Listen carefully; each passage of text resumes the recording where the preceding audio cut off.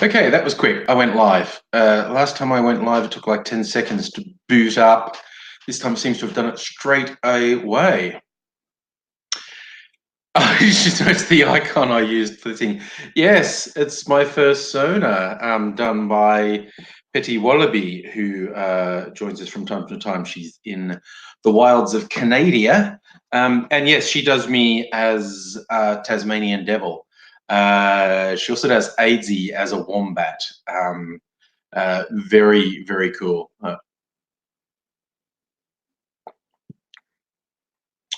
He's Clearwater. I thought White Knight was shit. Honestly, I was quite disappointed. I mean, there was some good things, but the overall thing, there was so much less. I thought it sucked.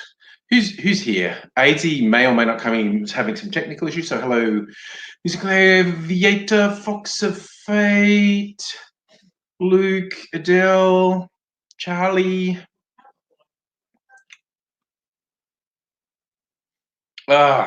Actually, I bloody should have blown my nose before I started. This is just a gross thing to do on camera.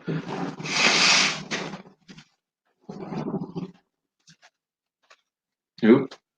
Mysterious hooded stranger coming through the kitchen. It's the thing, it's like just a thoroughfare. I always get the reflection wrong. Hey, Safa, how's it going? So the latest message from AZ is he is trying. He said he had some gremlins. He's just rebooting his computer now, so he may join us soon. May not, of course. But even if he does, technical problems might overwhelm him. We shall see. We shall see. Safa, this it's not a flu. I just got a slightly runny nose, and I was eating, and I don't know. I should have washed up after dinner, but it was basically my whole bloody schedule got thrown out. So young Mr. Angry was at a Japanese class that he does, and he said he wasn't going to be home till like 8:30. So I was like, cool, you can look after your own dinner. So I made some for Young and Angry myself, just spaghetti and meatballs, and I just cooked enough spaghetti for two people. And right when I'm finished, he comes home and it's like, oh, this is going to be really rude if I say you can't have that. So I gave them the spaghetti. There was enough meatballs for everyone. There just wasn't enough spaghetti for everyone. So I gave them the spaghetti, and I'd already planned another thing. I'd cooked up some vegetables that they're not so into. Just simple, just capsicum, onion, mushroom, and so I mixed them in the meatballs and some pasta on top and cheese and baked it. And so I had a little pasta bake. Oop, that's AD dinging. What's he saying now? Might have done this the wrong way. He's restarting again. Okay.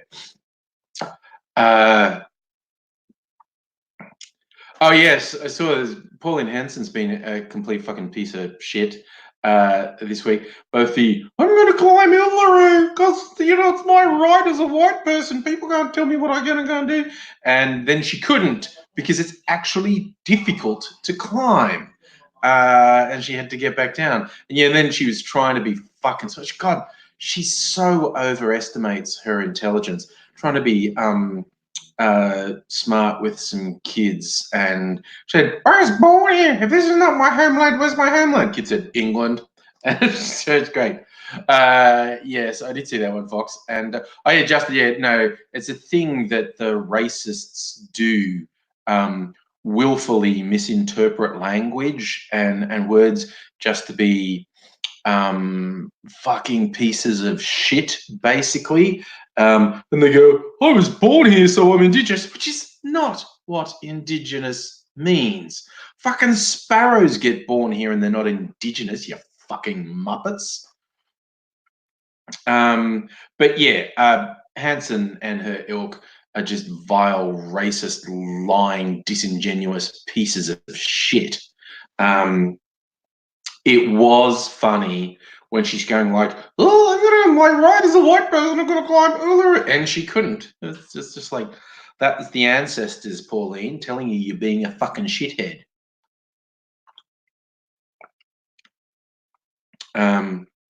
Yes, Adele, I agree that I thought the girls who handled Hanson did it quite well. Um, and But then again, that's not even that difficult to do, to handle her well. It's just, and it's a thing with a lot of these shit stirring right wingers.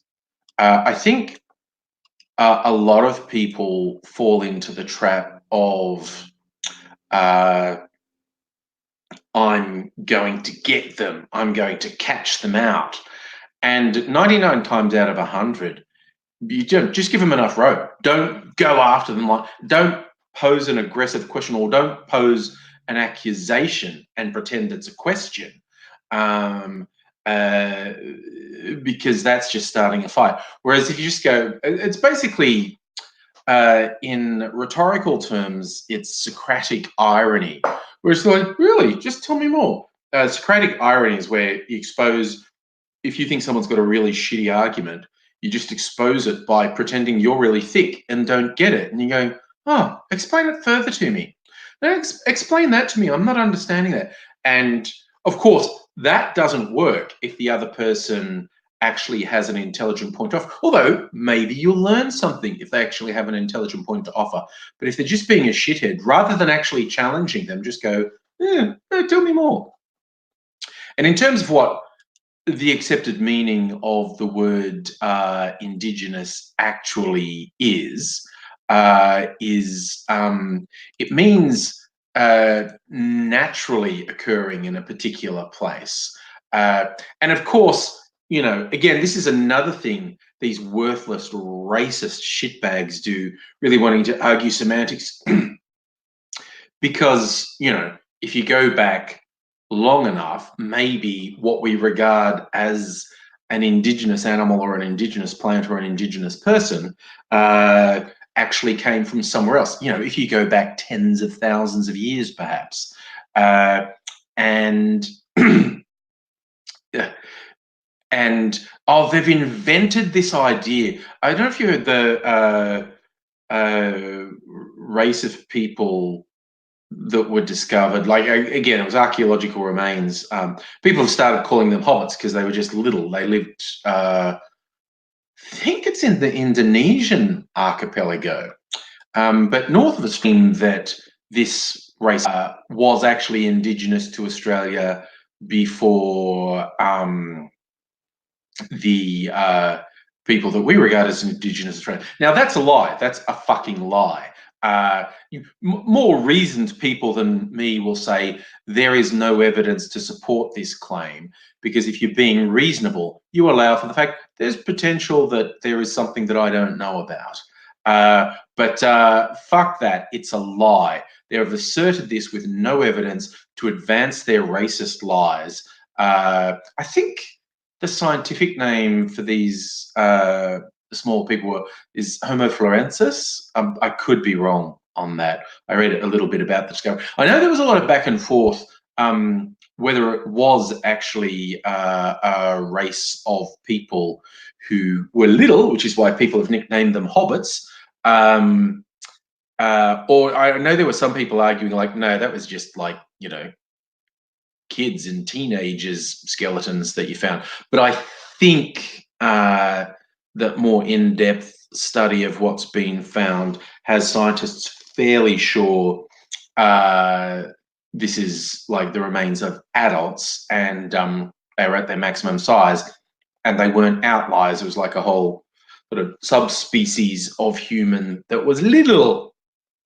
And yeah, it's this weird thing these racists have picked up and started to say that that race was in Australia before Indigenous Australia, which is a complete fucking lie. And it's just so they can say this dumb fucking thing of, they're not Indigenous, they wiped out the actual Indigenous people, so they're not Indigenous. It's just a ridiculous fucking racist lie.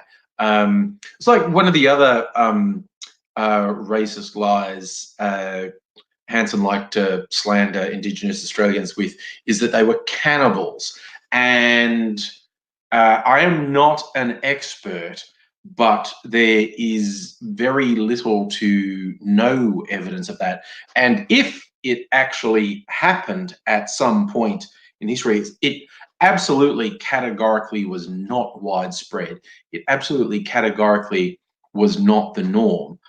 It's possible it happened sometimes, but to me, the thing that's really funny, the most recent documented, proven cases of cannibalism in Australia were white people,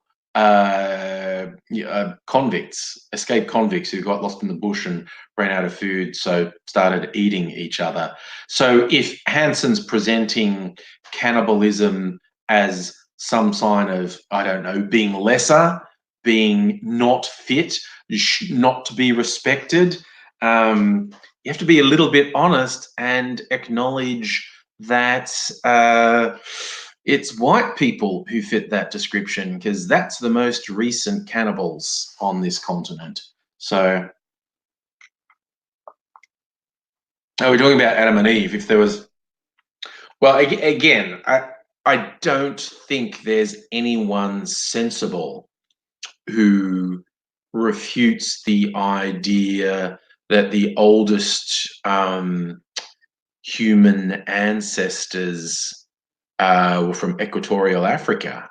And there was very, very, very long migration over tens of thousands of years.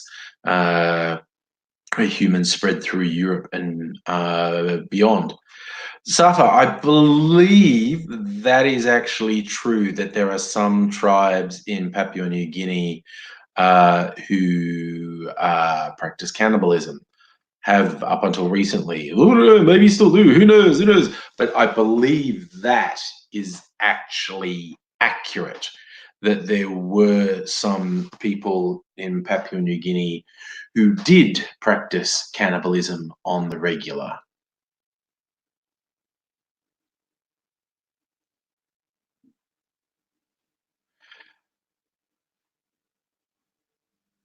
Well, that's an interesting term, Adele. The consumption grieving, is that a more academic term for cannibalism?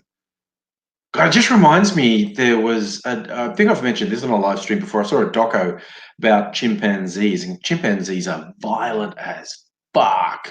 And often people who've kept them as pets have found out to their regret that they are big and strong and will fucking hurt you. Um, uh, but there's this doco how chimpanzees full on go to war, like they form little um, communities, and they will go to war with neighboring groups of chimps. So I don't know what the collective name for chimps is. But they will full on go to war. And there was this one thing where scientists witnessed the victors just completely overwhelming another colony, and the adults on the losing side are fleeing, and they had babies, and they couldn't take them with them. Like, the onslaught was too fierce, and the victorious chimps ate the baby chimps of the side they defeated, and the scientists were going like, we were really shocked by this. We didn't know there was cannibalism among chimps, and not sure why they're doing this, because they didn't need the food. You go, no, they don't need the food. It's fucking terrorism. What the fuck?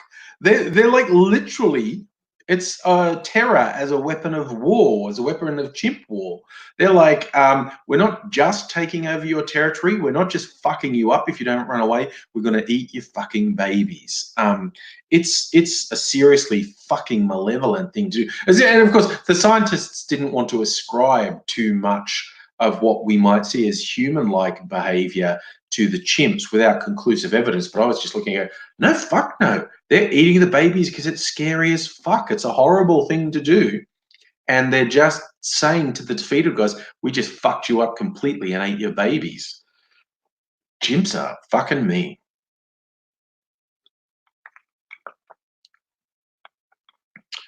This is a good question, Safra. Is war an evolutionary trait humans get from ape? I don't know, because chimps do it. I don't know how many other ape species do something that could be considered war or conflict. But chimps seem to do it in a really big way. That's an interesting thing about death, Charlie, with a lot of Indigenous people. With a lot of people, they don't mention people who have died. They won't use their name. And that's why you will well, on any responsible sort of doco or news story that's talking about people from the past, Indigenous, they'll put a warning up front to let Aboriginal and Torres Strait Islander people know that the following story depicts deceased persons, because that's a very big deal in some groups. And I also know you'll notice sometimes, and I see this in stories about deaths in custody, Aboriginal deaths in custody, where the family of someone who has died in police custody, the families are trying to get some form of justice. So they are talking about them, but they don't say their name. They call them Mr. or Ms. There's a famous one, Ms. Do. And it'll be Mr. Jones. They won't say the person's full name. If the person's name was I'm trying to think, Bobby Carr, they won't refer to Bobby Carr. They'll refer to Mr. Carr. This thing, not referencing people who have died is a very big thing with a lot of Aboriginal Australians. And I'm not really sure. But so that's why sometimes on news things and documentaries, you'll get a warning up front telling Aboriginal and Torres Strait Islander people the following depicts deceased persons.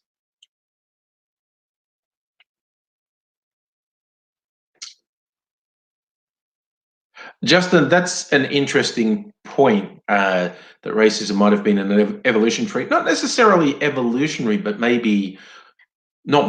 definitely culturally important, because as humans, split off in different parts, it was often, if you didn't recognize someone, they were an enemy or assumed to be an enemy. Now, and if they looked very different to you, that was another thing. But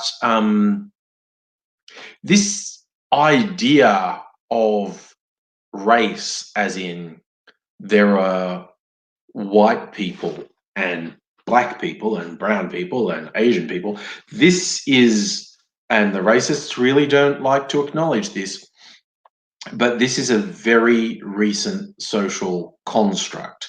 Uh, uh, and this is why they get mad when you say, well, there's really no such thing as race. It's a social construct. They go, "Oh." And again, they'll point to, like, say, a very black African person and a very white European person. Say, I can see they're different. Go, yes, they're different, but there aren't markers that can tell you that someone is absolutely one race and absolutely another, because you get the whole spectrum from, pasty white through to very black. And well, where are the boundaries? What does that? Because you get a lot of variations in between. There's no single thing that can say, this is how I delineate races. Some ethnic groups have very unique elements in their genetic makeup, but there's nothing that can usefully be called race that you can objectively. But in more violent times, when one of the things, just someone you didn't recognize, you'd normally safer to assume they were an enemy and dangerous, because Vikings were running around pillaging, or through Asia, Genghis Khan and his hordes going through. As Genghis Khan rampaged through Asia, there's not, even in modern terms, it's not different races, although there's different groups, different ethnic and cultural groups. And with the various wars throughout Europe, these days, the racists won't make a racial definition between differentiation is what I actually meant to say there. They won't make a racial differentiation between Germans and French and Dutch and English, but they sure fucking did up until very recently. And they were convinced that, they could tell that was a German, that was a French person, that was a Dutch person, that was a Swedish person. Oh my God, the one that blew me away the most is when I found out that the Swedes and the Danes have fucking hated each other for centuries and they spent centuries at war. I'm going, really? The Swedes and the Danes? Honestly? Fucking no one can tell you apart. How do you know to fucking be at war with someone who looks the same as you? But it's, really weird.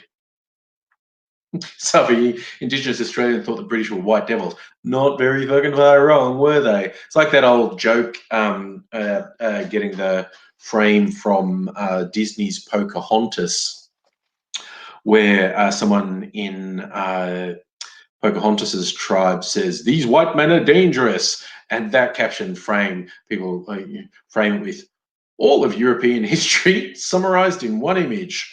It's just like, it's a bit of a thing. Because the concept of whiteness is very, very recent.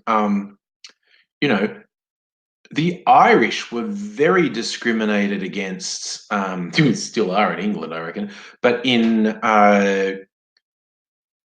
America, when there was a wave of Irish migration at about the time of the Civil War, when the potato famine was going on, the Irish were very marginalized, and every stereotype that, say these days we get labeled against Muslims, that was labeled against Irish. But, they ended up being accepted as white. And then after that, it was Polish people. After that, it was Italian people. And they end up being, accepted as white. And so the modern racist's definition of whiteness is fucking ridiculous. It is a very recent social construct. People did not, you could obviously see the difference in someone with a different skin color, but that wasn't the delineation of friend and foe in the past. It was literally just like, well, they're a different country, they're a different cultural group, they're they've got allegiance to a different king or whatever, and people were capable of being super, super, super bigoted to other people that, when we now talk about how we understand race, those are people of the same race, but they still hated them and still had bigotry towards them and still had stereotypes about them. But they would not have gone. The English didn't look at Vikings and go, well, they're white people just like us. That is not how they saw them. And they didn't look at the French and go, they're white people just like us. That is just not how they saw them. So, yeah. Reason number 573 why racists are dumb as fuck, because they're making shit up.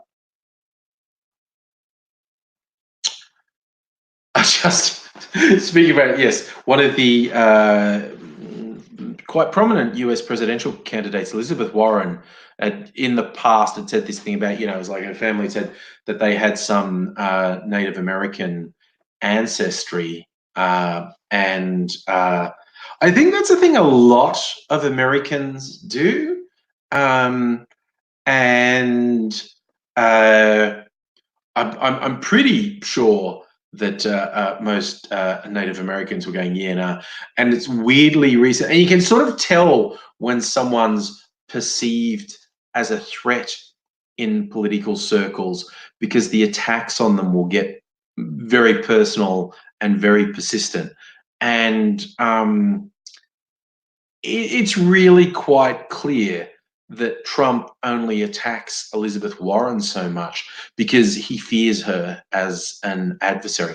The whole, I'm 1/32nd Cherokee, that you actually do get a lot of white Americans saying is kind of dumb. which is not to say it isn't true in a lot of cases.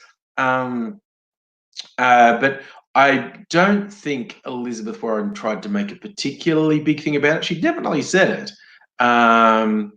Uh, but it's much more fucking her opponents who are trying to really go to town and say that she's making a big thing about it, and it's not true. And it's just like, well, that just shows you're scared of him. Justin, you have Native American ancestry, but don't consider yourself Native American. I can understand that because culturally, if you weren't brought up that way, uh, you wouldn't really feel that. I mean, as Aidsy points out, he has Aboriginal Australian ancestry in his bloodline. He certainly tans better than me. Um, but yes, Fox, there's no cutoff for Aboriginal heritage um, because it's complicated. And this whole idea, and unsurprised, when you see an idea pushed by One Nation, you know it's racist bullshit.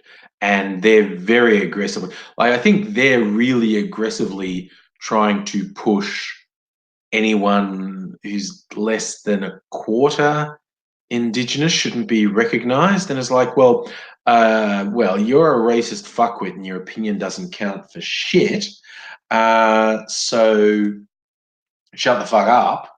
Uh, and yeah, they're designed to disenfranchise Indigenous people. There's with actual Indigenous people, there's usually three things they look at, and it's basically if someone says, the first step is someone says, "I am Indigenous," and it's like, okay.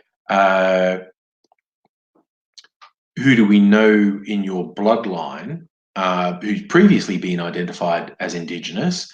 Uh, and the third thing is, does your community accept you, basically?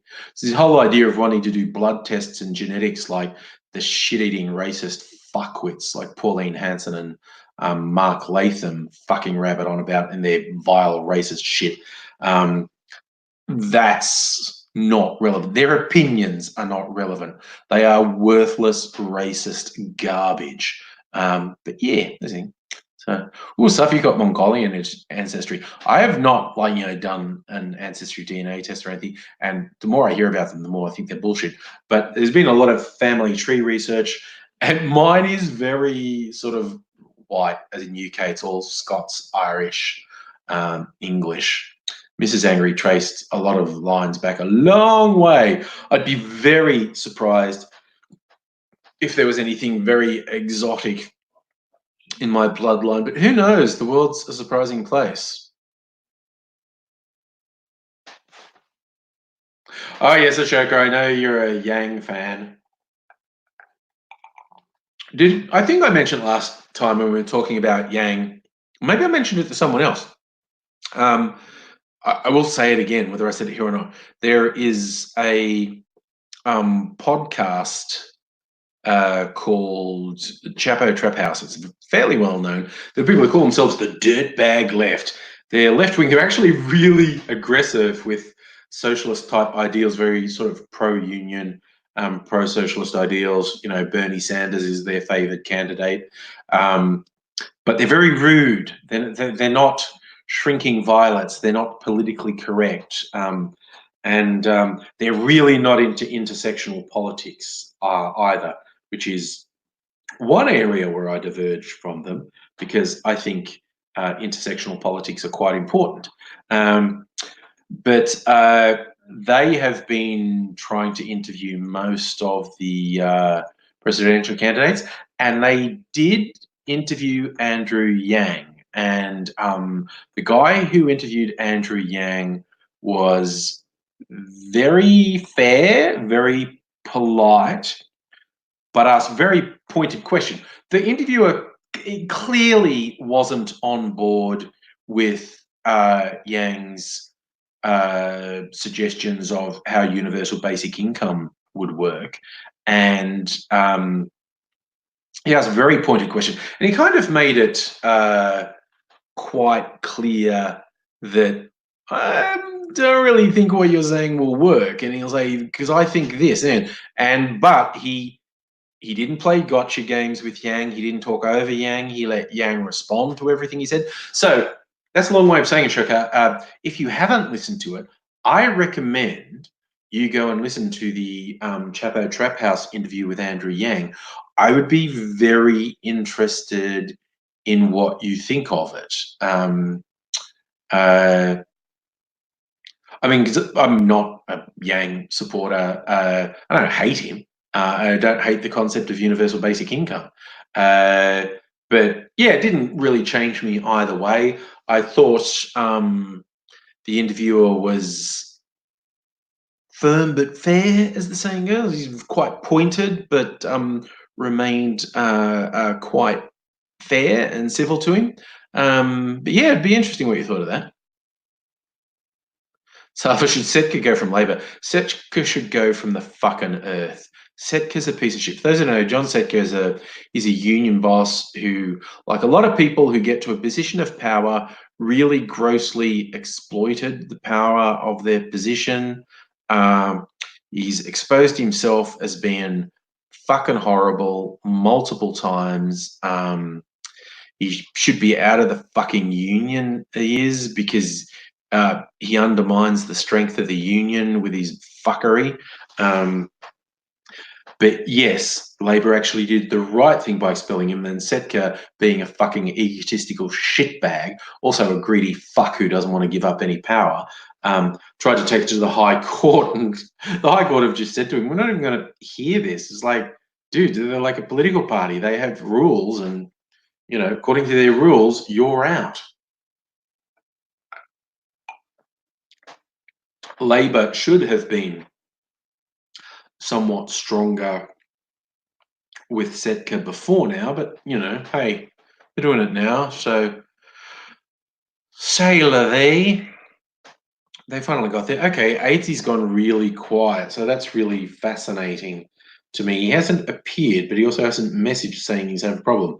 I think, I do not think, I know one of the problems he has. How long ago was the last message? It was like, yeah, it's like 20 minutes ago. I know one of the problems he has with his current rather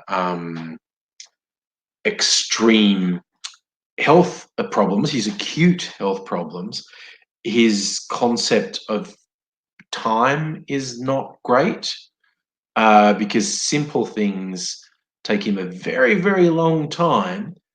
And he knows it's taking a long time, but I don't think he's conscious of exactly how long. Shok, I'm not surprised Rogan interviewed Yang as well. I'm not a particular fan of Rogan, namely because I think he doesn't really understand his own privileged position, and he seems incapable of understanding the damage he's doing by treating white supremacists and fucking crypto fascists as if they're legitimate people who should be entertained. He's giving them the same platform that he gives everyone else. And in his mind, that's being fair. And it's like, no, actually get fucked. Fuck right off with that fucking bullshit. The idea that someone whose core ideology is about the extermination of whole groups of people, the idea that they should have a platform, that you should treat them like they're reasonable, is fucking bullshit. He's just like, he's a gateway drug to the alt-right, and the alt-right are a gateway drug to Nazis and white supremacists, which we now know from repeated incidents leads directly to extreme violence. The number of fucking murders directly linked to these extreme right groups. I think, it's in the hundreds. Like literally in the US, since 9/11, which was obviously awful and killed a lot of people, more people have been murdered by politically motivated white supremacist terrorists than have been murdered by Islamic extremist terrorists. That and the sort of line of risk with the white supremacists is definitely continuing on the up, whereas I think it's reasonable to say the level of activity and danger and deadliness with Islamic terrorists has at least plateaued. I think it's been on a noticeable downward trend in America. Some European countries have faced very unpleasant events from complete fucking shitbag Islamic terrorists. But yeah, it's fascinating to me in America. Yeah, and Charlie, as you point out, you literally have these fuckwit conservatives in the US saying we should outlaw Antifa, which is not even an organization. It's a mode of behavior. It's not an organization. Unlike all these right-wing, ultra-right-wing, white supremacist psychopaths who are actual criminal organizations with a structure and an internal ideology that's about violence and death. The actual body count for Antifa is 0, whereas the body count for the white supremacists is way into the hundreds. And it's just like, it's the central part of their ideology. These fucking whining pieces of shit who go, Antifa are violent. Yeah, you get Antifa people, particularly the black bloc crowd, who seem to really quite enjoy confrontation with Nazis and kicking the shit out of them on occasion. That's literally like, well, if the Nazis show up and do their shit, we're going to get in their face. If the Nazis don't show up and don't pull their shit, then Antifa do nothing. Whereas if Antifa do nothing, these fucking murdering Nazi cunts run riot. And it's just like, it's so simple. It's so straightforward. It's so irrefutable that it does my head in that people can deceive themselves to that extent. And it's the people who consider themselves progressive. I mean, fuck people who call themselves centrist. They're just a lost fucking cause. But people who consider themselves progressive or even left-wing, who look at something like anti-fascists using black bloc techniques to take it to the fucking fascists who are parading on the streets. They go, oh, they're just as bad. They're just as bad. And it's just like, how are they just as bad, you fucking moron? They are literally fighting people whose core ideology is about the extermination of groups they don't like. You fucking idiots. Justin, do I know right-wing Liberal Senator Eric Abetz had a German Nazi uncle? Yeah, I think Nazism is a bit fucking closer to Eric Abetz than his uncle. Just saying.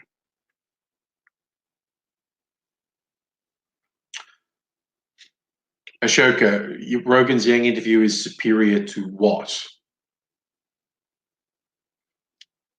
Superior to the Chapo Trap House one. Like I said, I did actually listen to Joe Rogan talking to Bernie Sanders because I was interested in how that would go, because I knew Rogan would give him free rein, let him say whatever he wants. My God, those televised debates in the US are so fucking stupid and counterproductive.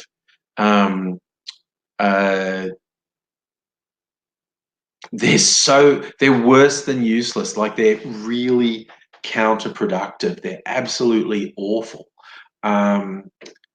It's just turning, what's arguably the most important process in American politics into a fucking circus. It's just the worst.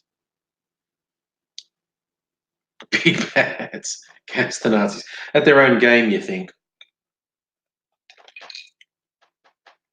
No, I'm not into the idea of um, executing Nazis. I'm very much in the idea of do not give them a fucking platform, do not give them free reign. And yeah, if it happens on the streets, that when they want to push their violent ideology, there's no choice but violent resistance.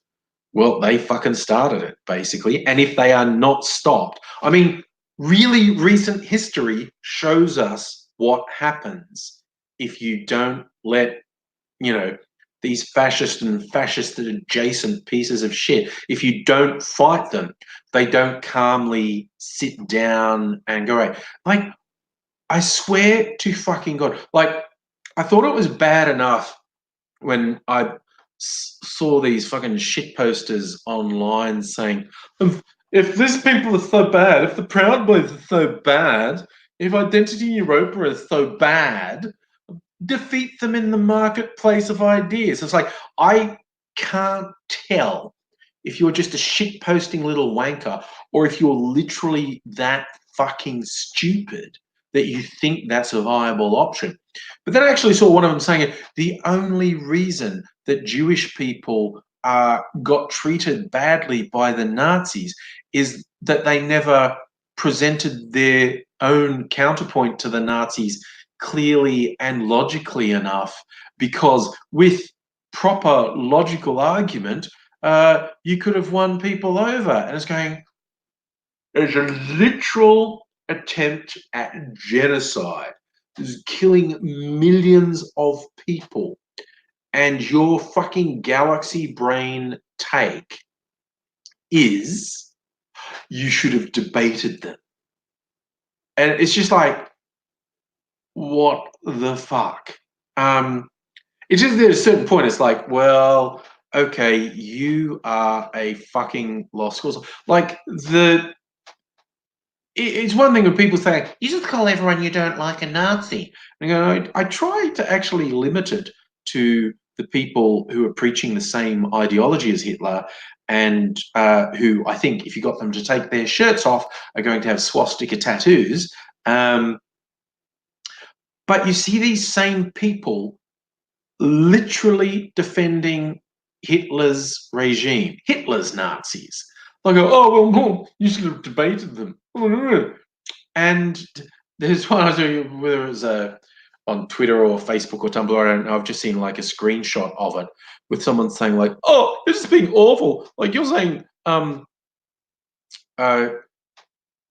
you've got to treat people as individuals. You're just saying all Nazis were bad. Like, my grandparents, were in Germany and they were Nazis and they're lovely people. And one person's response was, I'd love to get my grandparents to talk to your grandparents and sort everything out. But they fucking can't because they were gassed in Auschwitz.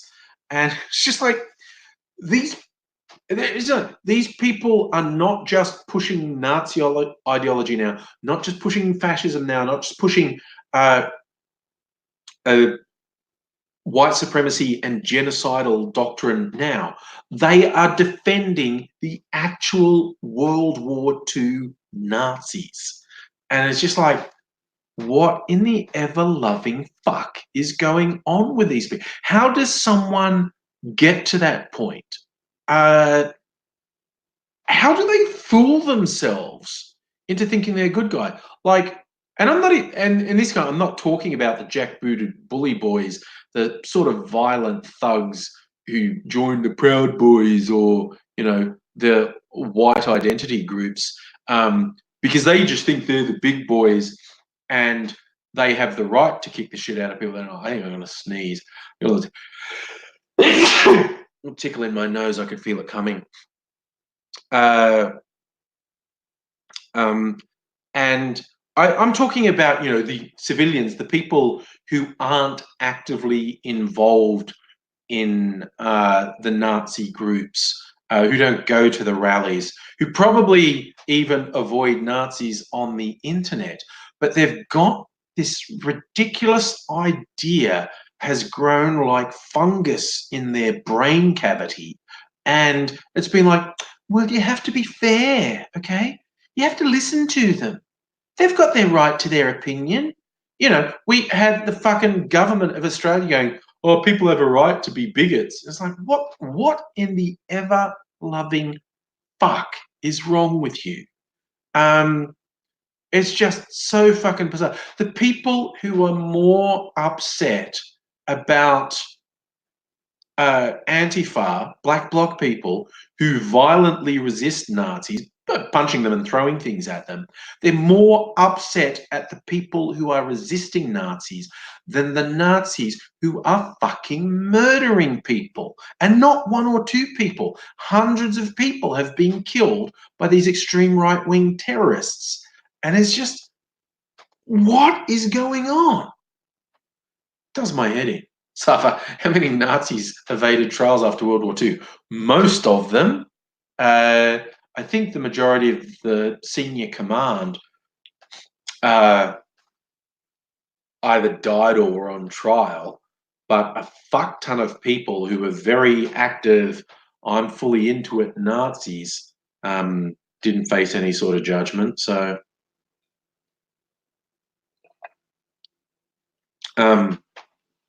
yeah.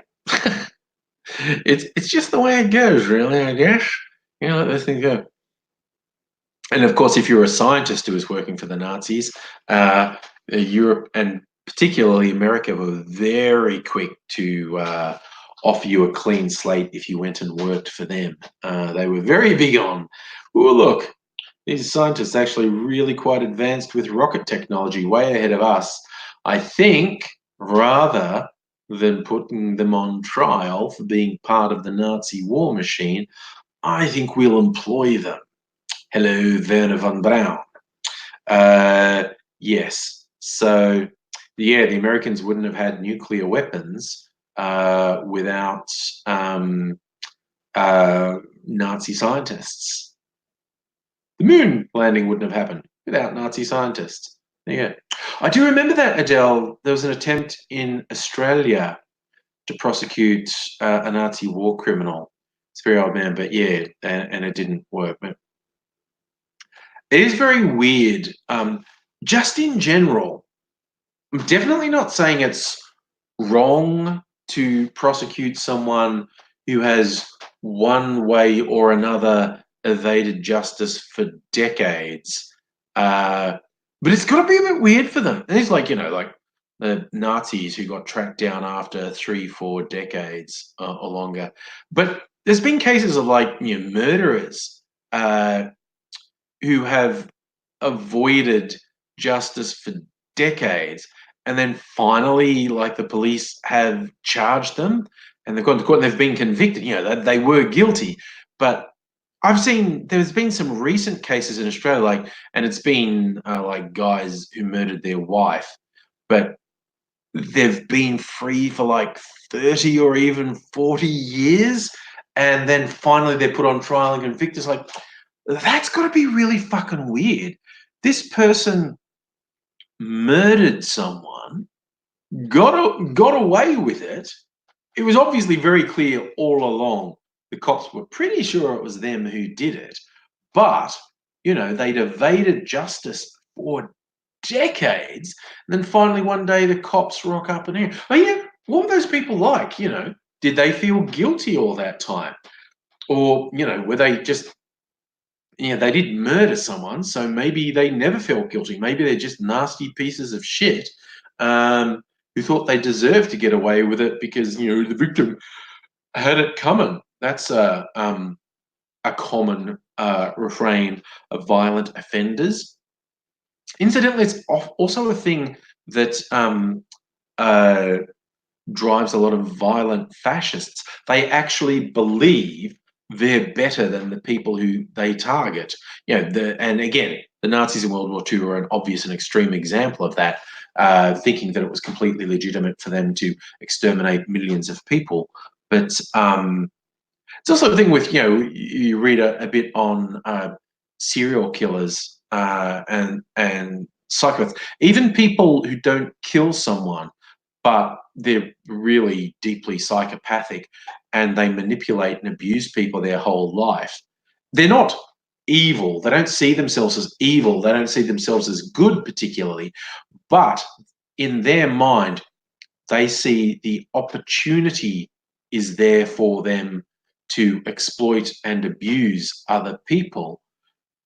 So it's only fair that they do. It's like those people in their mind are allowing themselves to be exploited and abused. So they're very clear that, well, no, I'm doing it because I can, and because I can, I should. It's like, Justin, what if you were genuinely remorseful when you were caught 34 years later?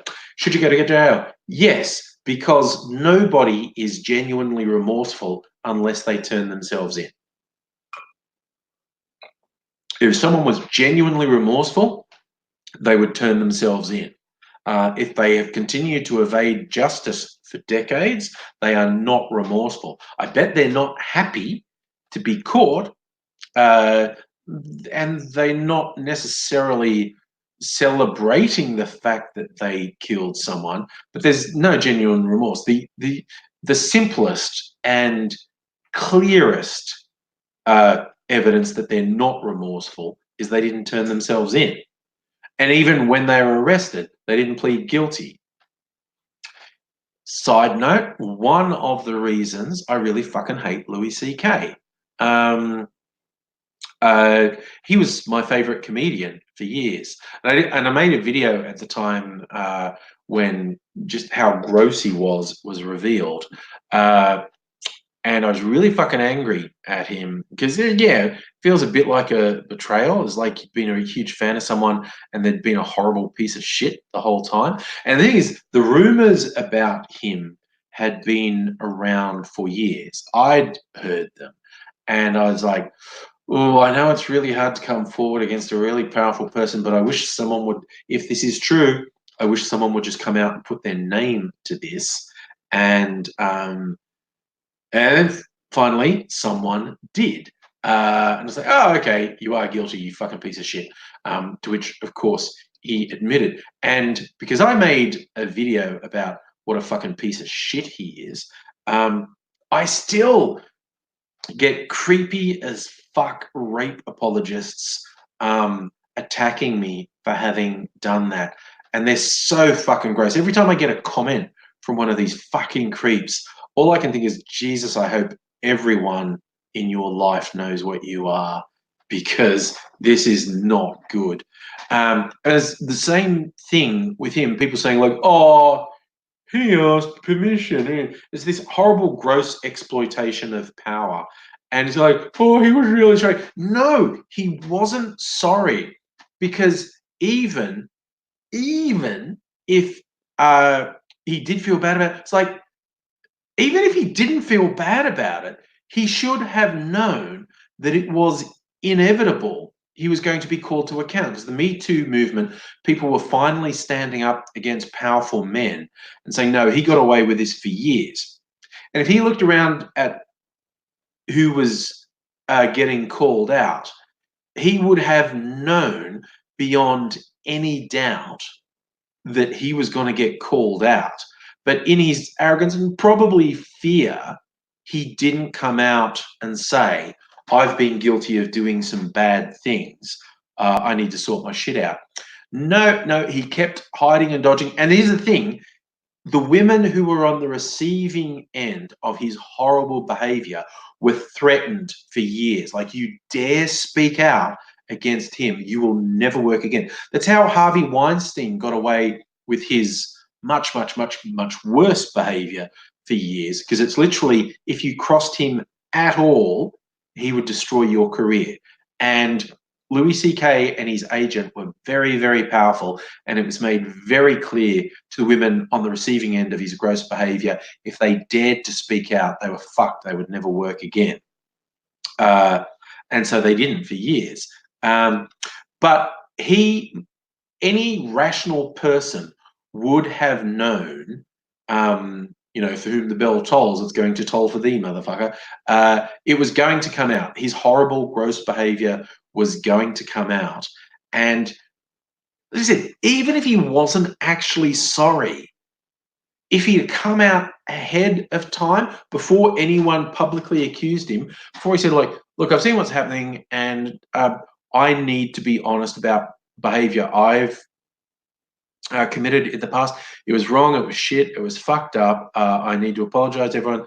I need to. He would have, and this is sick and wrong, but he would have got off scot fucking free if he got out ahead of it before anyone publicly accused him and said, "Hey, I realise I've done all this shit over the years. I didn't feel like it was wrong at the time, but with everything going on, I've had time to think, and I was way out of line. It's completely unacceptable." If he got out ahead of it, if he hadn't waited to be publicly exposed, he would have got off scot fucking free. But his fucking arrogance thought, no, we've been keeping these women quiet for years with threats, so, you know, maybe I'll keep them quiet still. He fucking deserved everything he got and more. All these people, oh, give him a chance. No, get fucked. He had every chance under the sun. He's a horrible, creepy, exploitative, nasty piece of shit. It's just fucked. And then just these systems that are in place are just so fucked. I mean, Harvey Weinstein, like within the Weinstein Corporation, they actually had him sign a contract, and it was like, okay, you've been doing this too much. You've got to stop doing it because we keep having to pay people off millions of dollars. And there was this whole sort of thing of punishment, like, if, you know, you do this once, you know, you have to basically pay a penalty of, and I think it was millions of dollars. It's like, if this happens again, you have to pay this penalty. If it happens again, you have to pay this penalty. And just, instead of, no, you're a horrible, shit, fucked person, and we have to take all your power away from you. That didn't occur to them, because the old boys club, oh, it's just so fucked. Oh yes, Charlie, Dan Harmon's apology. For those who didn't hear about that, he was very good. Dan Harmon, longtime comedy writer, you know, was behind the series Community. He's one of the co-creators of Rick and Morty. He started up a thing with a young female staffer on the Rick and Morty crew, and it didn't end well. And like I said, there was a really bad power imbalance. I was about to say he wasn't coercive, but that may not have strictly been accurate. There was a really gross, awful power imbalance where she didn't feel like she could say no to him. And that's just completely wrong. The boss dating someone who works for them is just fucked. Anyway, it ended badly. And then I remember it was something along the lines of, she felt bad because she felt, where he's giving her preferential treatment, and everyone knew, and it couldn't go on, and she wanted to, you know, break off their fling. And so he was like, and this is what he admitted, he was like, oh, I was too nice to you, was I? Well, I'll fucking show you how not nice I could be. And then he was really mean and cruel and bullying to her. And he had convinced himself everything he was doing was right. And he wasn't outed publicly. It was basically, he was just told, you know, you're fucked and wrong. And he realized he was. And he publicly went out and said, this happened. I was wrong in literally every step of the way. Everything about it was wrong. Should never have hit on someone who was working for me. Should never have made them feel like their job depended on getting together with me. I should never have indulged in all this horrible bullying behaviour down the line. I was wrong on every level, and I just tried to learn from it. And that was a proper apology, because it wasn't, I'm sorry if I upset anyone. I'm sorry, he went, I was wrong every step of the way. And I've got to try and be better. But the first step is acknowledging I was completely wrong every step of the way. So he did it right. Yes. We want a nuclear-themed cocktail, Fox. I like that idea. So what would be... I think I'm going to... Just for the nuclear theme, I think I'm going to have to put it in a martini glass, because that's like a cyclone type thing. So it's obviously got to be pretty powerful. What could I put? I could just do like the Angry's Bad Idea cocktail. Oh yeah, I could. Oh yeah, no. I'm going to do it and spin it and get it swirling, and then pour some blue absinthe on the top to swirl in. Yes, that's the nuclear cyclone. The nuclear cyclone. All right, that's a plan. Will I do the whole thing? No, I'm gonna shake most of the components. And do you want to put egg white in it? No, I don't. Might put some lemon juice in though, because I like that. Fox, a hurricane with absinthe. I forget what's in a hurricane. That's a traditional what do you call it? Tiki cocktail. So it's rum, and I've got passion fruit, orange juice, and I've got limes, simple syrup. Yeah, okay.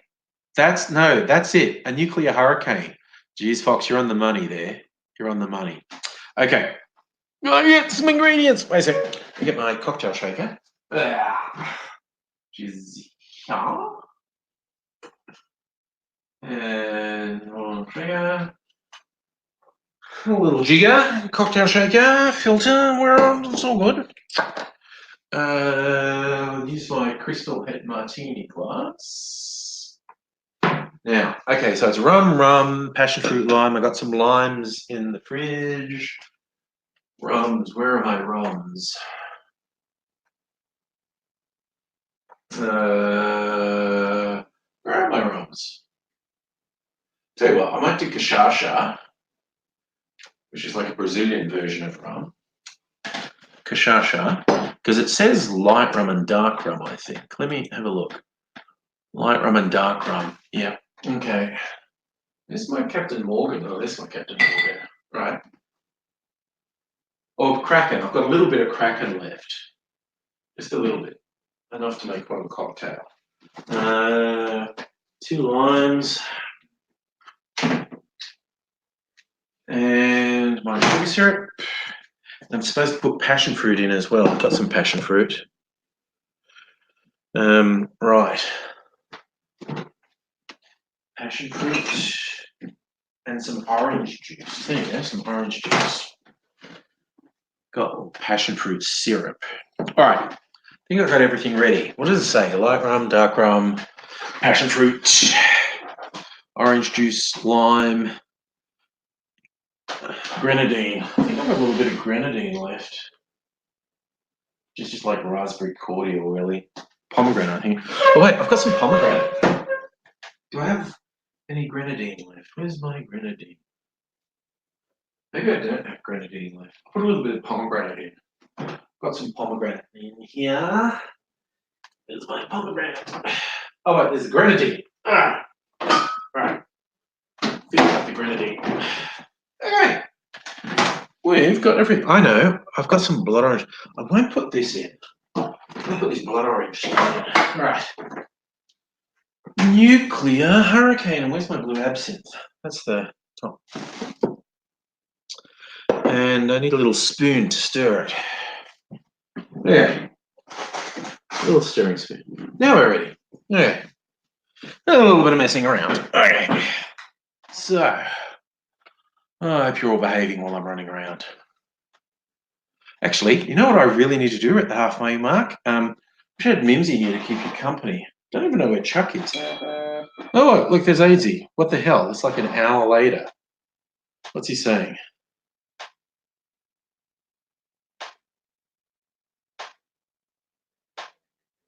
Taking him an hour to admit defeat. I've really got to go to the loo. I'll be back in a minute. Just amuse yourselves.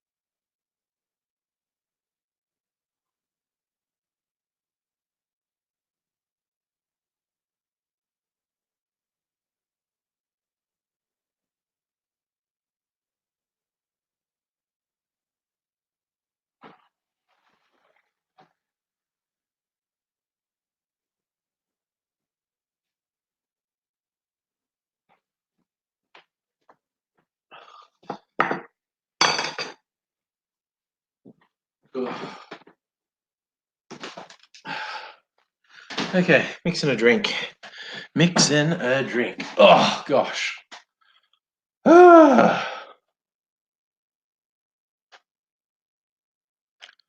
Wowzers.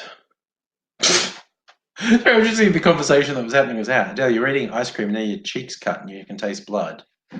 Good Lord. You went to the gym without injury, but you injured yourself eating ice cream. So I injured myself sleeping. That's a sign of age, quite honestly. I got up my shoulder just by sleeping. Okay, so I'm going to make a hurricane and then add absinthe to it, making it a nuclear hurricane in honor of the wisdom of Donald Trump. Jesus Christ, how much dumb shit is there? Actually, this is a bit of a tall drink, isn't it? I wonder if that will all fit in there. Oh, it's an adventure. We'll discover together. Okay, so dark rum, Kraken, black spiced rum. All right, so I think there's just basically one shot of this left. Yes, just enough Kraken left to be an ingredient in a cocktail.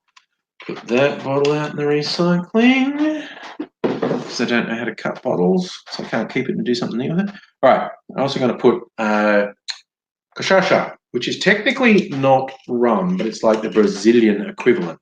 I think I've said this a couple times in recent live streams. Rum is made from molasses, which is like boiled down sugarcane juice, where cachaça is just made from sugarcane juice, not the boiled down molasses. So it has a different flavor profile.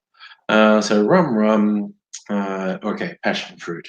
It's not passion fruit juice, it's a passion fruit syrup. So I'll just put a bit in because it'll be too sweet otherwise. A little bit of the passion fruit syrup. Ooh, yeah, that's almost like jam. All right, passion fruit syrup. Blood orange syrup. It says orange juice, but because I've got this stuff, a shrub. It's shrub is like cordial, but the base is drinking vinegar. So you might hear that term often used as a cocktail ingredient when people say shrub. It's a slightly sour cordial made with fruit, cane sugar, vinegar, and aromatics. So yeah, they're saying it is a cordial, but the key thing that makes it a shrub is it has vinegar. So let's see, passion fruit, orange juice, lime. Got some little bits of lime. Just gonna squeeze them in there and leave them in there for the shake. Squeeze some lime juice in there. Now I've got lime juice all over me. AZ saying something else. What's he saying? Okay, it's actually my accountant messaging me at night because I've got some tax stuff I asked him about today. Yeah, okay, he's working late. It's good, man. Where's my grenadine? I had grenadine. What did I do with it? Ugh. What did I do with the grenadine? What's a silly sausage? Oh, it is literally right in front of me. Ugh, so embarrassing. Right. Grenadine. A little bit of grenadine. A little bit of agave syrup. I think that's everything. Lime, simple syrup. Yeah, I'm not going to put a cherry on there. Oops. What else is there? Okay. I'll let him know it's all good.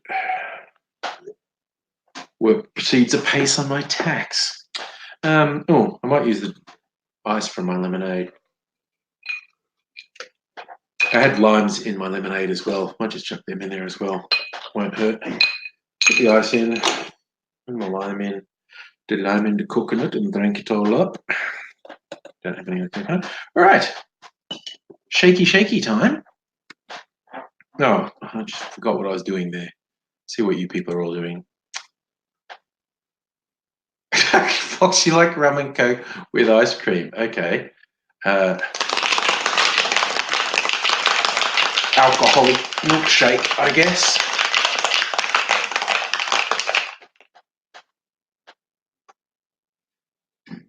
Oh, I see where we're going. Fox, you like a rum and raisin spider with actual rum. I like that. Actual rum and raisin ice cream, and a fizzy drink. That's pretty good one.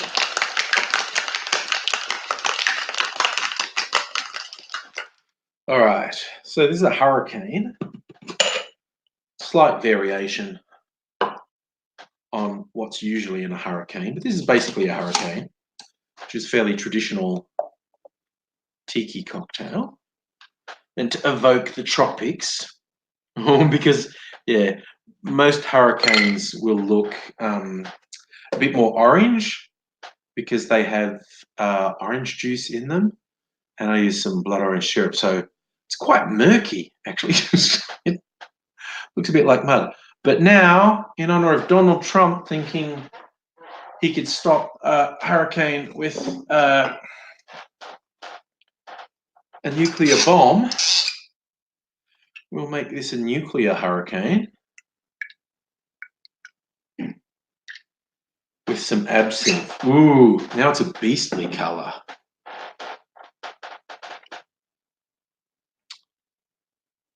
So, oh, look, see, I did. I've got the graduated colours in there. I like that. Actually makes it look a bit better. Actually looks a bit better on screen than it does in real life. It looks a bit murkier in real life, honestly. So, a nuclear hurricane.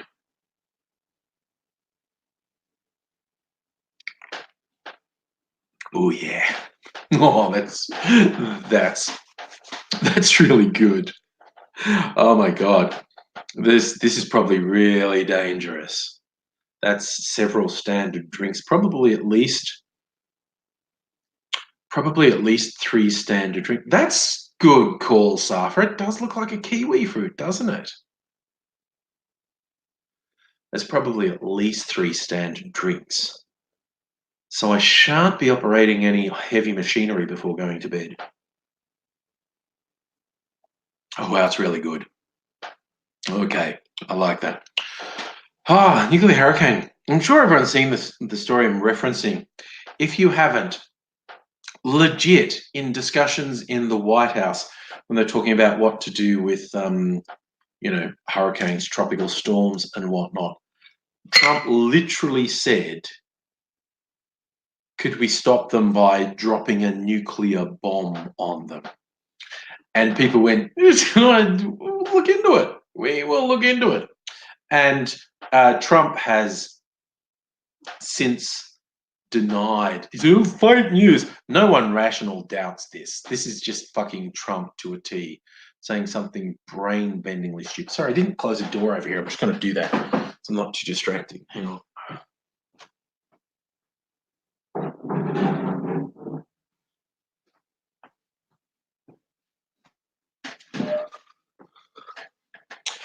Right. Yes. So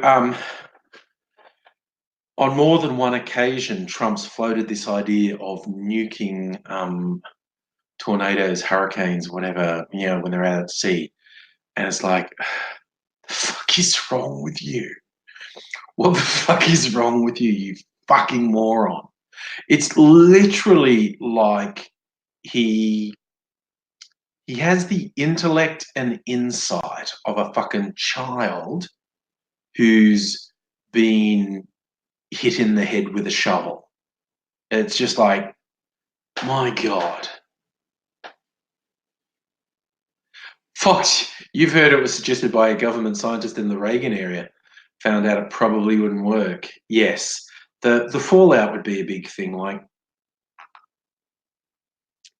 if he just suggested conventional weapons like the Moab that we were talking about last week, the most powerful conventional bomb America has, massive ordnance airburst, mother of all bombs.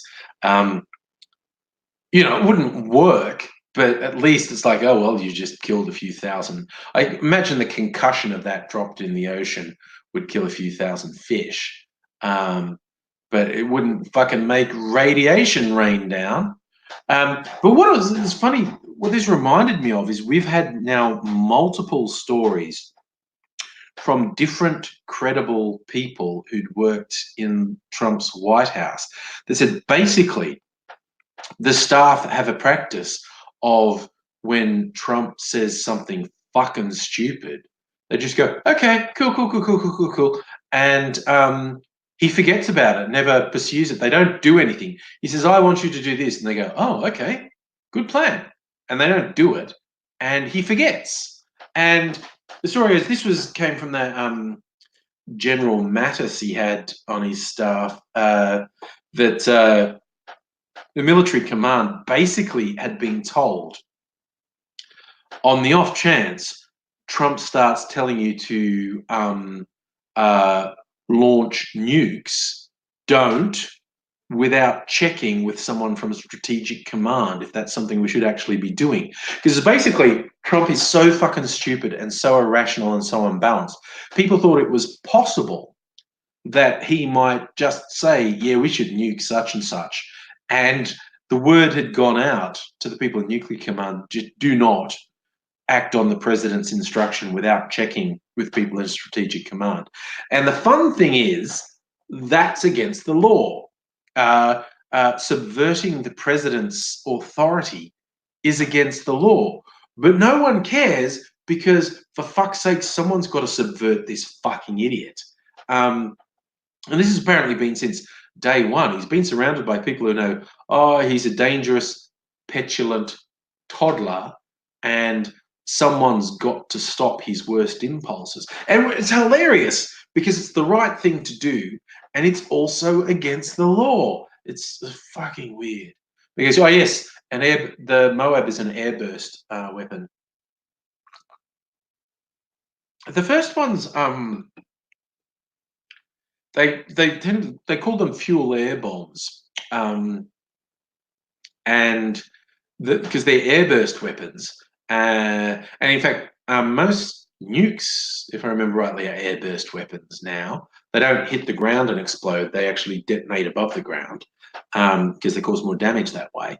But these airburst weapons, with the fuel air bombs, there's a detonation that aerosolizes this really volatile fuel, and then another detonation that ignites it.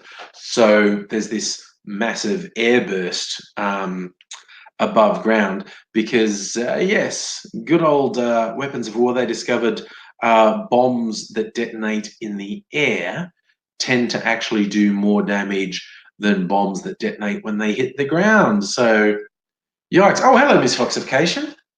Does he come in there? Yes, Adele, the law that people are breaking by ignoring Trump didn't really consider a president as stupid as Trump. Yes, Fox, you are right. I think is Trump's either senile or on drugs. Scientists remain divided. I saw there's a very funny tweet someone posted. It's like, because Trump is apparently, and I say apparently, sober, doesn't drink alcohol, doesn't do drugs, which is very hard to believe. Incident because when he's hanging out with Putin, he had a glass of red wine.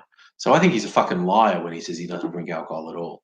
But he's saying he doesn't do drugs. But someone pointed out this very funny tweet, like, okay, Trump's completely sober, but everything he fucking says is something you would say when you were super fucking stoned.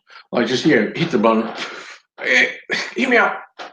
Space Force. So I wanted to do a sketch based on this of a stoner coming up with all these ideas going, why don't we just nuke hurricanes? That didn't work. It's just like, Trump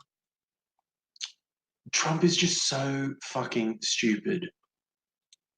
I'll see if I can find the actual tweet because it was really funny.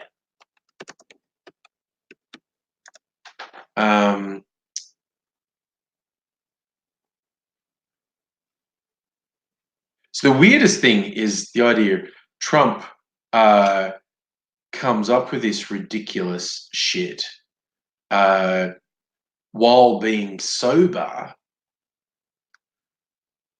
I can't help thinking we might be better off if Trump was really drunk and stoned. It just, it doesn't feel good. Let's see if I can find it. I haven't. I might have liked it or retweeted it.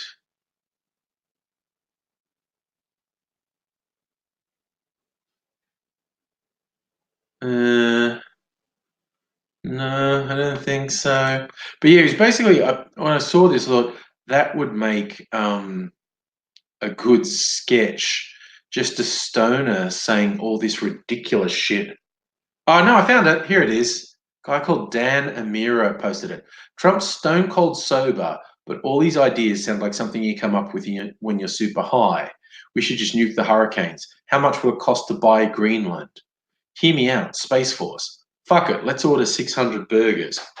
I think you could make a good sketch out of that. A stoner coming up with all these things, and then someone just going, "You've been reading Trump's Twitter feed, haven't you?" Good spirit. Hello. It is, in fact, evening for me. It is 9:30 in the evening. Oh, yes, Gafifi, misfoxification. I'm sure he was, I'm not even joking. I think Trump was suffering a fucking micro stroke when he did that Gafifi tweet. It just, he is not together.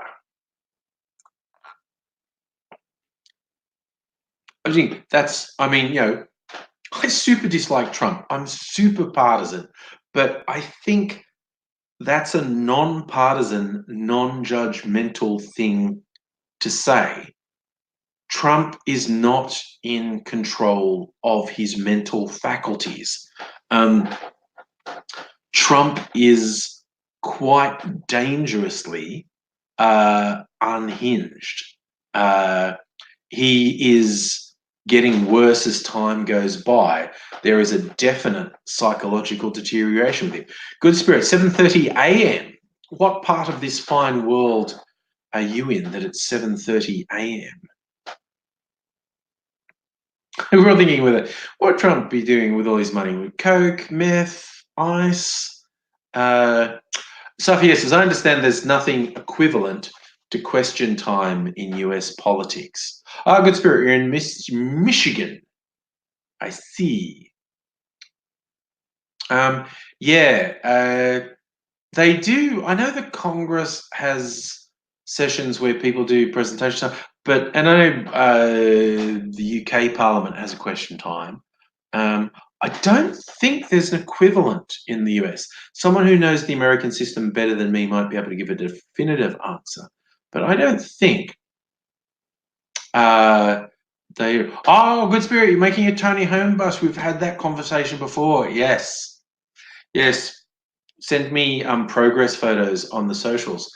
Lisa, it's 4:30 a.m. where you are. Nice of you to pipe up. Where are you that it's 4:30 a.m.? We normally get a bit of a split. Most of the people who join in are in Australia, but we normally get a couple very early risers or insomniacs in the States and some in Europe. Oh, Lisa, you're in Oregon. My trying to think who don't know. Oh yeah, where I went to uni. Adele, you're off. Good night. Thank you for dropping by. Very good of you to stay this long. You're all wiped out from your long day, but nice to see you. My uni, which is now part of Charles Sturt University, it was Mitchell College when I was there. I think he was just called the principal. He wasn't called a dean. The principal of the college was an American, Mel McMichael. He was from Oregon. He went to Oregon State University. And so he set up an exchange program between his alma mater and our uni. So we would get 3 to 6 students from OSU spend, I don't remember if it was a semester or a year. Might have been a year with us, and then some students from our college would go to OSU. And one guy who I ended up being friends with, he actually stayed in Australia. He liked Australia so much, he stayed. And what I personally found hilarious is this American boy ended up marrying a Scottish girl that he met in Australia. So they both came from really different parts of the world to Australia to meet and get married, which I think is super cute. There's a difference. Yeah, so we call it in school, the head of schools, like primary and secondary school, is a principal. And in universities, the heads of the schools in the university are called deans. And I think they call it the chancellor. Is the person at the top the chancellor? I'm trying to remember. I'm working at a uni at the moment. I should remember.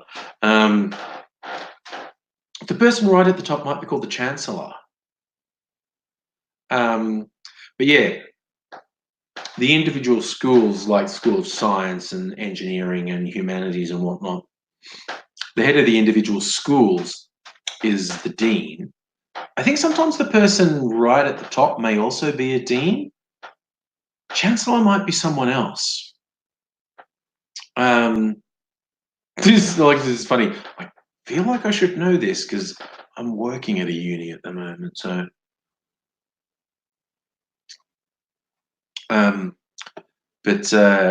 yeah, I notice the heads of the schools. If it's an academic school, they're a dean. But if you have just like the business schools, the head may not be a dean, may not be a professor. Might just be a Mister or Ms. Ms. Fox, question, you think it's Vice Chancellor and President? Research. What is the head of Melbourne University called? Chancellor. How's it? The boss is the Chancellor, and the Vice Chancellor, and then you get the deans are the heads of schools. Yeah. So yeah, in the academic schools, the deans will almost definitely be a professor. But if they have business schools within the university, the heads of those may not be professors. Their title might just be Mr. or Ms. But the academic schools will almost definitely be headed by a professor who's known as the dean. Dean. What movie am I quoting from there where I go, Dean.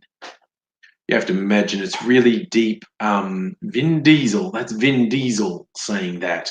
In what movie does Vin Diesel say Dean? See if it's an animated movie, and yeah, he has more diverse lines than he does in Guardians of the Galaxy, but humorously, is not that many lines in it. It's kind of like Vin Diesel seems to specialize in doing animated characters that don't say much. Safa, I did see the teaser for Rise of Skywalker that's just been released in the last day. And Fox, you're a legend. Fox of Fate knew it was the Iron Giant. I love that movie. If you've never seen it, The Iron Giant is a very good animated film. Vin Diesel does the voice of this Iron Giant robot. Yes, the Rise of Skywalker teaser, which I liked. I know a lot of people are fixating on that thing with it looks like, ooh, is Rey Sith because she's wearing that dark robe and has the red lightsaber, double-bladed thing that she flicks out like a flick knife, so it's double-edged like Darth Maul's. But yeah, it's funny because it's 4 months till the movie comes out, so I saw that and that little hint of "Ooh, it's Rey goes Sith." It's like, God, this is now just 4 months of fucking with us. 4 months of teasers and hints, and yeah, coming up with that concept of a visual that makes it look like Rey has gone Sith. That's just really fucking with us. And I, for one, applaud that approach. I tell you though, the thing that stood out for me in the trailer is they're gonna put Carrie Fisher in this movie, and I'm gonna cry when she's on screen. So we're probably gonna get a proper a proper farewell for Leia in it, and I will be very hard pressed to hold back the tears as she's on screen in The Rise of Skywalker. Also, I saw the trailer for The Mandalorian too. For those who don't know, Disney are doing a couple of TV series in the Star Wars universe. The Mandalorian is a bounty hunter, whereas, and of course, people who are into Star Wars lore know that Boba Fett was Mandalorian, and this character is a bounty hunter. Wears basically the same armor, different color scheme, but basically the same armor as Boba Fett, which is apparently the default battle armor of Mandalorians. So looks like it's going to be Wild West sort of thing. Looks pretty cool. I don't know if there's been an announcement of who's going to carry Disney Plus, because Disney are starting a subscription service in the US. I don't know if they're going to start a subscription service in Australia, or if they're going to let someone else carry it in Australia, whether it's Foxtel or Stan or Netflix. Hey, Environmental Coffee House, how you doing? You're a little bit late. My cocktail's almost gone. It was a nuclear hurricane. I'm here for about 20 minutes still. Yes, misclassification. It remains a massive injustice that we only ever got one series of Firefly and one movie with Serenity. Horrible, horrible injustice that. It was just possibly a little bit ahead of its time. Safa, you've actually seen that. Disney's going to be $9 Australian per month. I hadn't seen any official announcement of that. Like literally the only thing they're going to have that I'm going to see is The Mandalorian. It was Coffee House. It was yummy. It was a slight variation on a hurricane, which is a traditional tiki cocktail. It's light rum, dark rum, orange juice, passion fruit juice, limes, and sugar syrup. I had the limes sugar syrup. I had got my cocktail mix here: a passion fruit syrup and a blood orange shrub. So I didn't have orange juice or passion fruit juice. So I had a blood orange cordial shrub and passion fruit syrup. So it was close to a hurricane. And then my blue absinthe on top, which is the nuclear part. So it's in honor of the great and revered Donald Trump, respected around the world. It's a nuclear hurricane. Ah, you're a bartender for years. So yes, the hurricane is quite traditional cocktail. Oh, so if you're saying Australia gets the Disney Plus before UK, that's interesting. Yes, it is in honor of the war. The other funny, dumb, stupid thing I saw from Trump in the last day or two, because the G7 summit was on, and because he always tweets really fucking brain dead shit. And there was, he tweeted something like, oh, all the great people in the G7, they'll call me and say, why is your media so mean to you? We love you. Why are you so mean? And it's like, no, dude, they didn't. It's embarrassing that you are that desperate and needy that you make something up that is so obviously false. It's just like cringy as fuck that you are so desperate and needy, and it's really fucking embarrassing to watch. Miss Fox question, I agree with you. It's a B-grade movie waiting to happen, the nuclear Sharknado. No joke, I am convinced the Sci-Fi Channel already has someone writing a script for a nuclear hurricane. Either a nuclear hurricane where a particularly stupid US president launches a nuke at a hurricane, which then just rains radiation down on the US, or possibly also nuclear Sharknado. Not even joking. I am 100% convinced someone's already been commissioned by the Sci-Fi Channel to make one of their mockbusters very, very quick and dirty. But yeah, nuclear Sharknado. I would actually lay money. I would lay money that Sci-Fi Channel will produce a nuclear Sharknado movie. I didn't see that. Like just saying, for the G7, Macron invited the president of Iran without telling Trump. The other funniest thing that happened at the G7, Scummo was invited as an observer because Australia isn't in the G7, the group of seven. But Scummo was invited as an observer. So he's in official photos.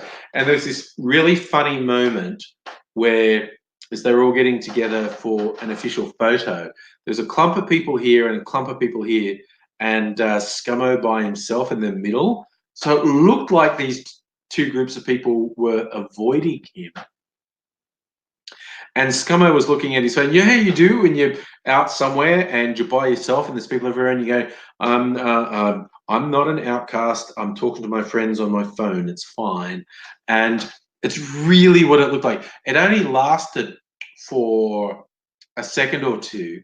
And there's this little gap between Scummo and the other groups, but it was fucking hilarious. And people in Australia have been photoshopping since to have this thing with an even bigger gap. Like this is basically like, yeah, group of people here, Scummo, group of people here. They've been photoshopping it, so it's like group of people over here and a group of people over here, and Scummo, like no one likes him. And people have just been getting more and more extreme with the Photoshop. Like there's this super panorama with a tiny little Scummo by himself and these groups over here. Very funny. And I have to admit, the first one I saw, I thought was real. And then I saw people exaggerating it more and more. Oh, it was a joke. And I saw the original photo, and they were only, I suppose the two groups were only about an arm's length away from him, but it was still a very funny visual because there was a clump of people here and a clump of people here and Scummo here. And he's looking at his phone, just like, oh, no, they're not ignoring me. They don't hate me. I'm just talking to a friend on my phone.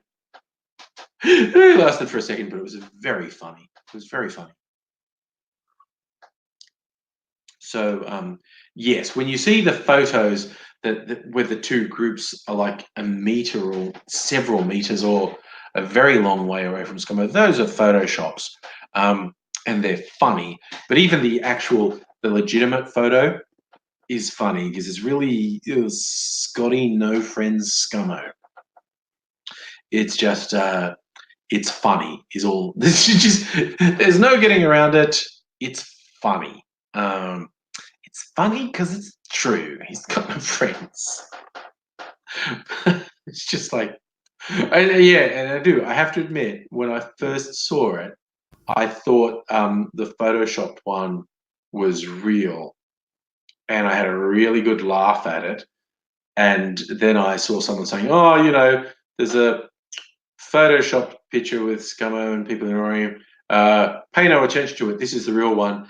And that was an even more extreme Photoshop. So it's like, oh, the one that I thought was real was photoshopped as well.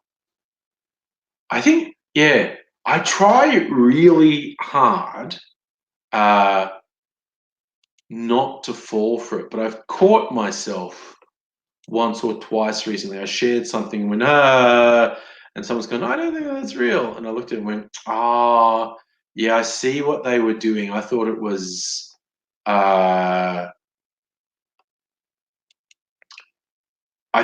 literally real. And that person was actually sort of speaking metaphorically. And so if you take what they said metaphorically, it's like, but I thought it was literally.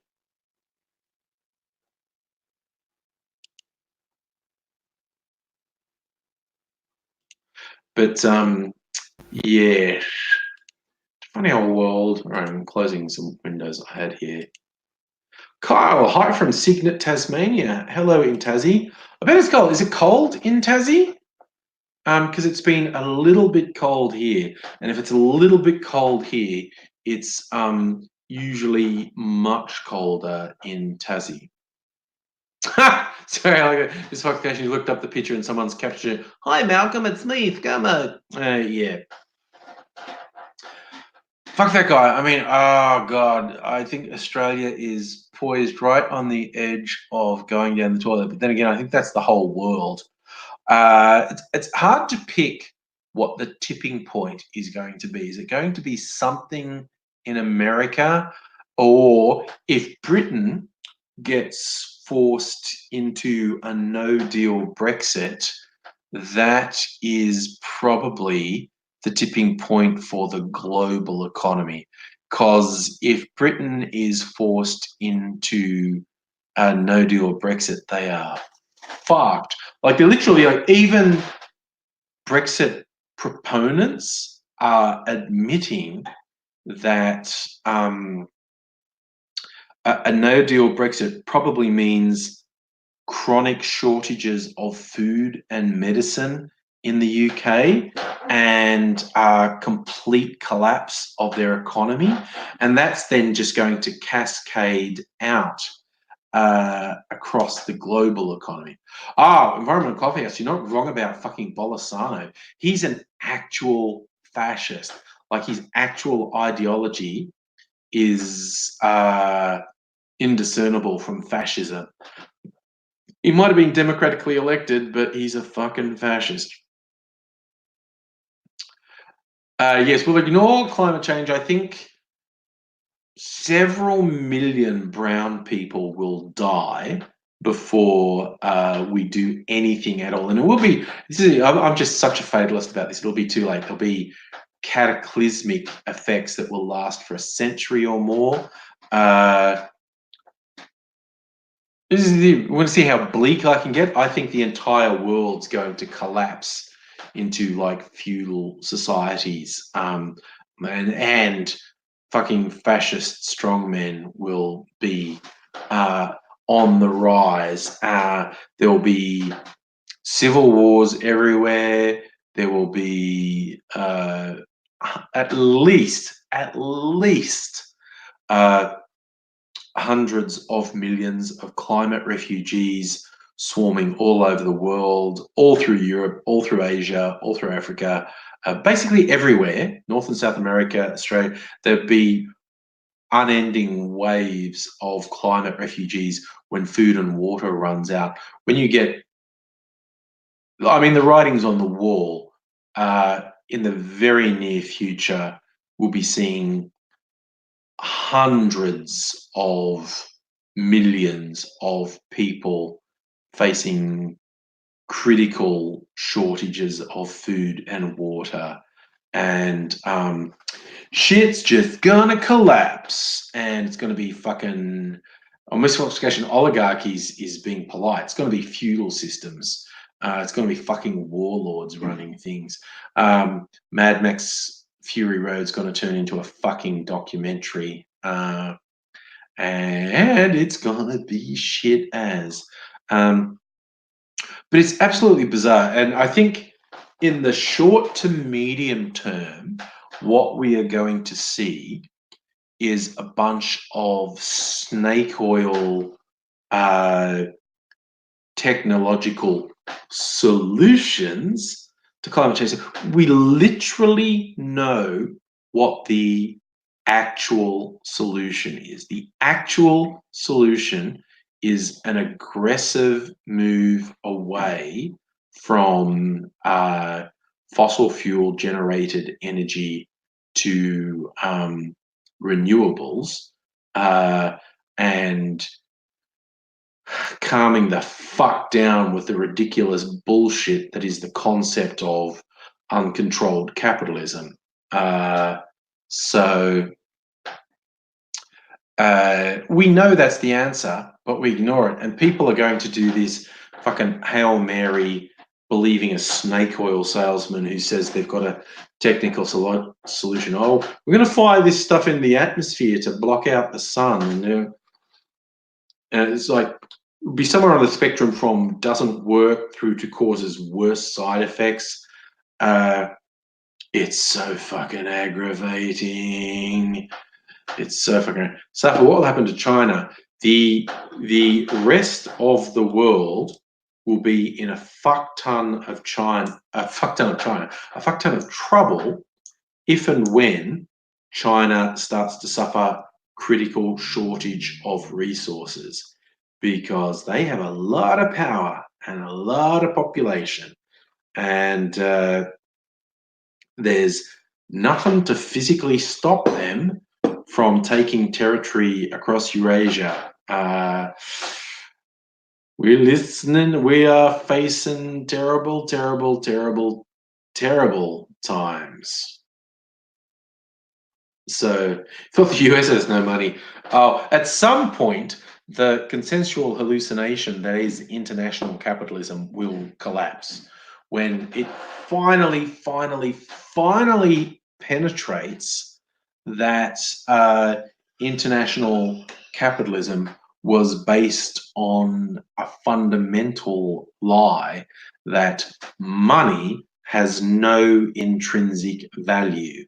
It's an illusion. The phrase I just used, consensual hallucination, is, to the best of my knowledge, an invention of the science fiction writer William Gibson, famous for writing cyberpunk sci-fi novels, very bleak dystopian future sci-fi.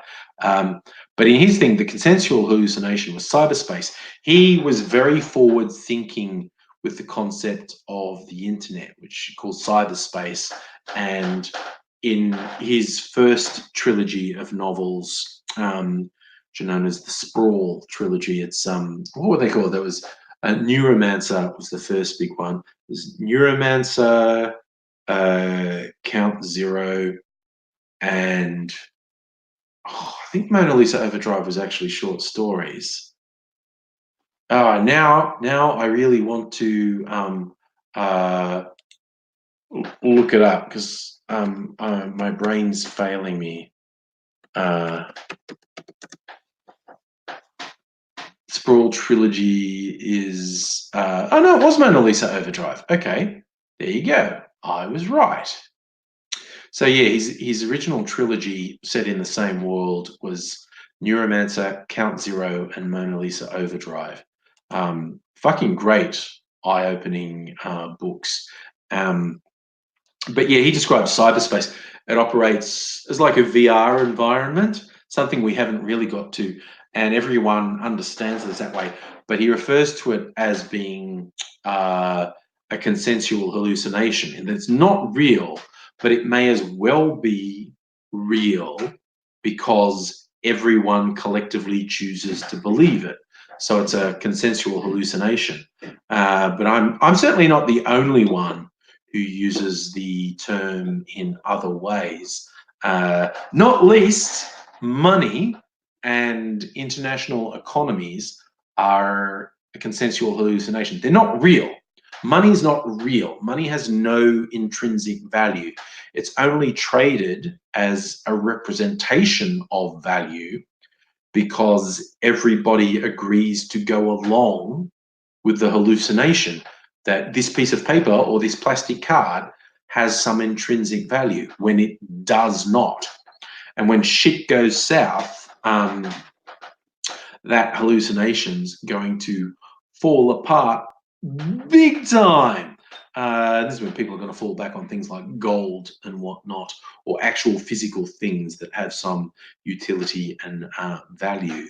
So, yeah, that's going to be a very harsh wake up for a lot of people when they go, the entire sort of fundamental aspects of their life were not real. It was make believe that everyone agreed to go along with at the same time. And when we reach a critical mass of people who refuse to go along with it anymore, everything's going to fall to pieces. I sound like a survivalist. I sound like a prepper. I sound like a fucking prepper. This thing. So what will happen without money? People barter, or people will trade things of actual gold will come back into it. Like we will no longer say, I'm not going to accept a piece of paper that says I promise to redeem this. I will only accept things that have actual value, gold and silver currency and actual barter exchange. Hi, Gecko. You've come in for the last 5 minutes. Nice to see you.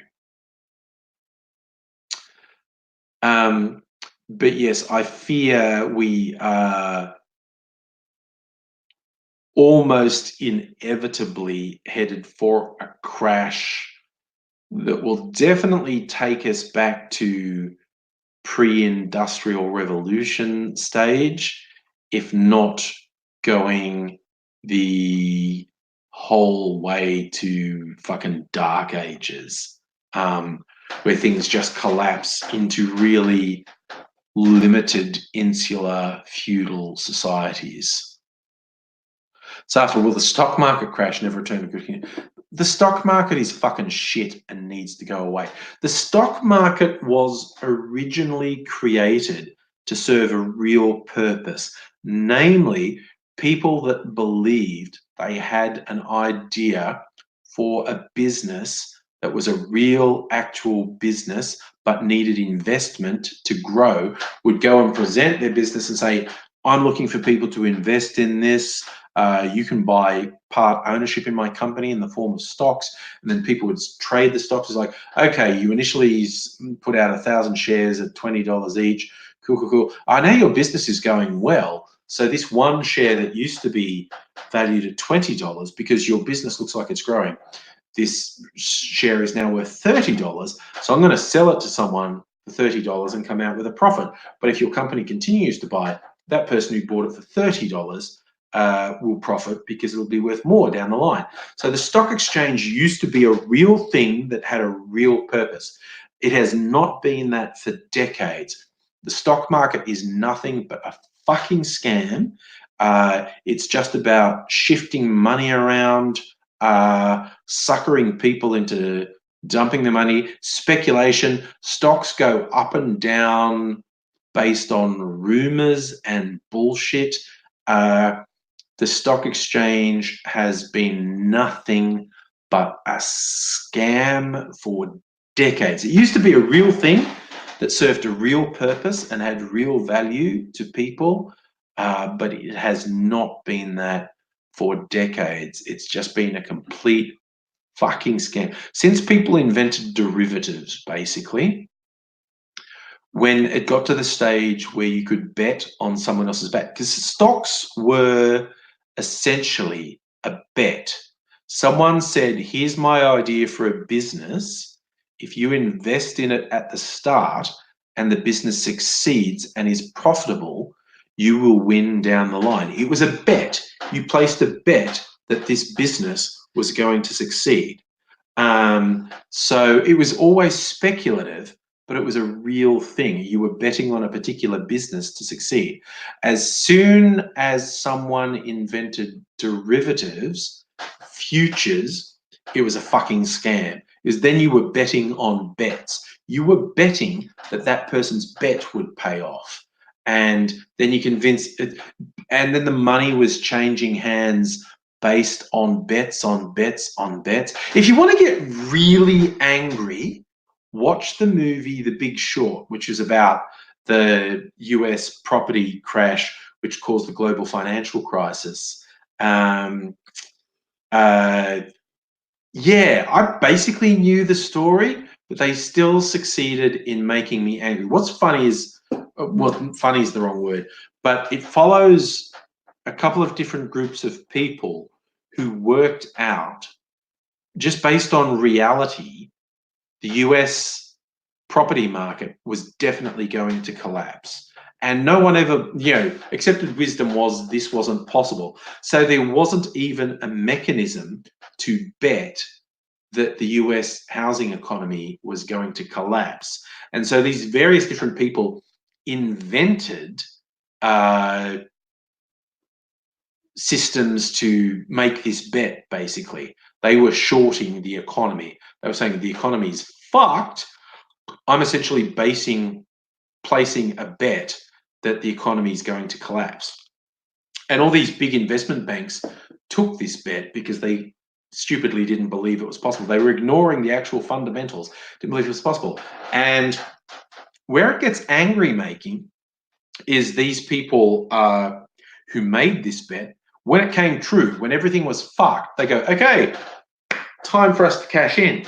And the investment banks that owed them money kept saying, no, the economy hasn't collapsed. And they're going, it fucking has. And they realized the game was, they basically bet on the system being crooked. They went, the system is crooked. They're lying. It's going to collapse. I bet that it's going to collapse. It collapsed. And then the people who knew it had collapsed continued to lie and say it hasn't collapsed.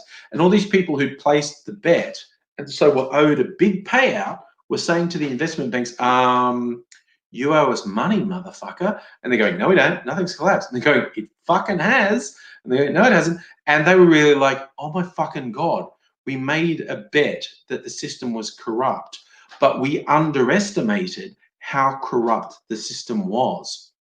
And it's just fucked. The entire fucking global capitalist economy is a fucking lie.